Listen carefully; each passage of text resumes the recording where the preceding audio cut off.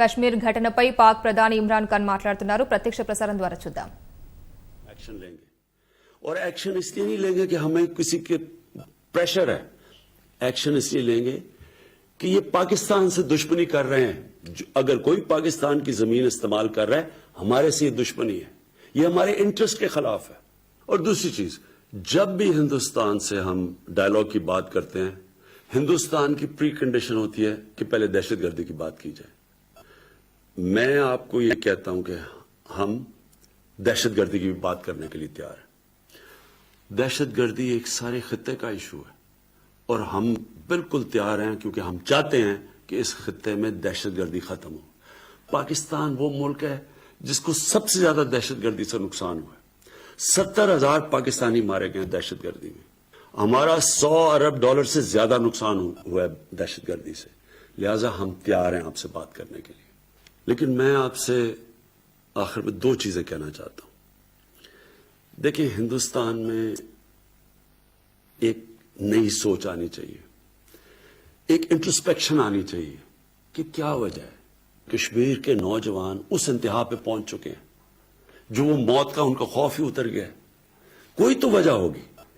क्या आप समझते हैं कि ये वन डायमेंशनल ऑपरेशन, जुल्म करना, मिलिट्री के जरिए मसला हल करना, क्या ये अगर आज तक कामयाब नहीं हो तो आगे कामयाब हो जाएगा? अगर आज अफगानिस्तान के अंदर 17 साल के बाद सारी दुनिया ये तस्लीम कर बैठी है कि मिलिट्री सोल्यूशन नहीं है और बातचीत से, डायलॉग से मसला हल होगा, क्या हिंदुस्तान में इसके ऊपर डिस्कशन नहीं होनी चाहिए? और दूसरी चीज,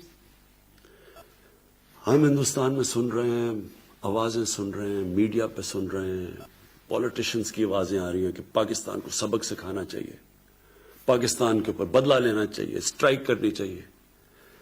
पहले तो कौन सा दुनिया का कानून किसी भी एक शख्स या मुल्क को जज, ज्यूरी और एक्सिक्यूशनर बनने की इजाजत देता है? ये कौन से इंसाफ के निजाम में है?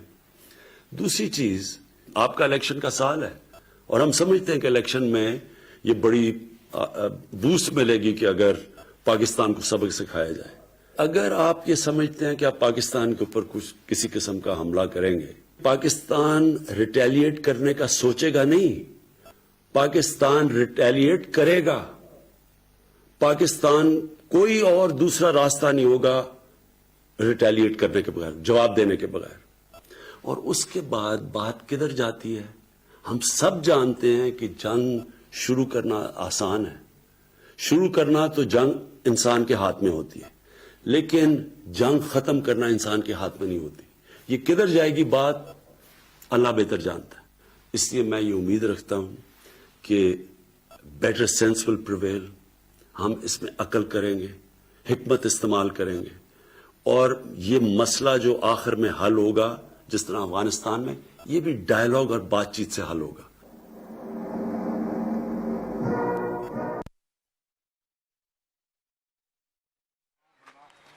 रख के आएगा.